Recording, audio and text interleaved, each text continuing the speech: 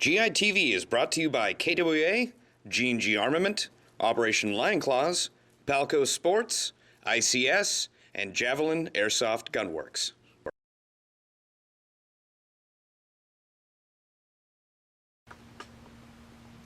What's up, GITV? My name is Tim. Back in the studio with us today is the Umarex H&K 417. Last time we saw this gun, it was the prototype that we brought home from SHOT Show. This is the actual production model. Not a lot has changed externally. Okay, the externals are pretty much done on the prototype. I want to take a look at the internals more in depth, but let's briefly go over the external features, such as this really cool high-tech stock that I really like. It has some sling swivel points right there, and a very easy to access battery compartment by turning the butt plate like that. The pistol grip is ergonomic. The magazine holds 100 rounds and it has fake bullets on the inside of it, so it looks really, really cool. Monolithic upper rail that I fit this Vism 1:1x4 zoom scope on here. This thing does come with iron sights, pretty standard 416 sights. You got a standard front sight post, and you have the rear sight with different lighting apertures that you can adjust for different lighting settings.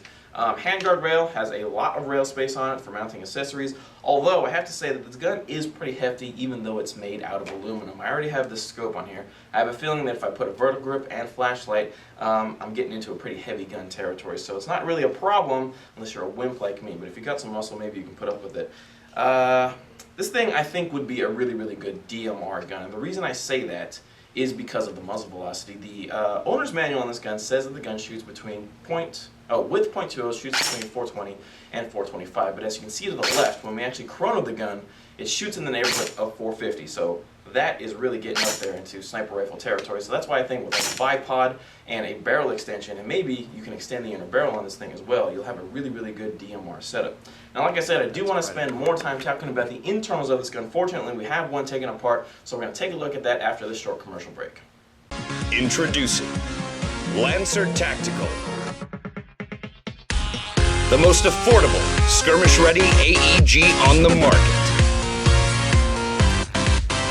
Get yours today and get out and play.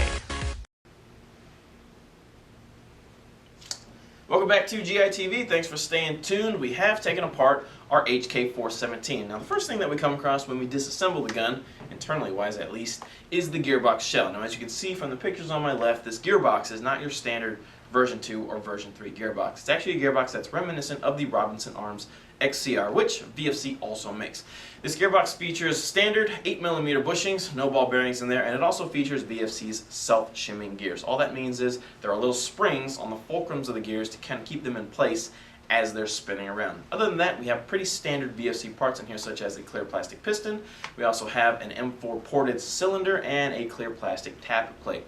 Now, this gun shoots 450 FPS right out of the box. With that being said, some of you may be kind of interested in either upgrading it further or downgrading it to meet your field's needs. If you're going to be changing the piston in this gun, certain pistons will require modifications to make them work. Frank has mentioned that the bulky pistons like the Supercore piston or the Airsoft GI OEM piston pictured on my left will require modification in order to make them fit. Now, the other internal part of this gun that we're going to take a look at is the hop-up. It is a one-piece plastic hop-up that features a very large winding wheel to adjust. It's a little easier to use, especially with gloves, over a standard M4 hop-up that has multiple gears and a very small wheel. That's pretty much going to do it for the 417 on GITV. We've covered the internals at length, and we kind of briefly went over the externals. If you're looking for more information or you want to see other high-quality pictures of the externals, take a look at the original video we did back in January when we brought the prototype home from SHOT Show. My name is Tim. That's going to do it for the 417. Thanks for watching GITV.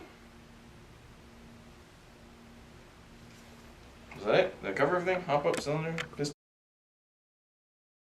Airsoft GITV would like to thank Condor Outdoor, Elite Force, Contour Camera, Aries by Z-Shot, G-Code Holsters, and Vism by NC Star.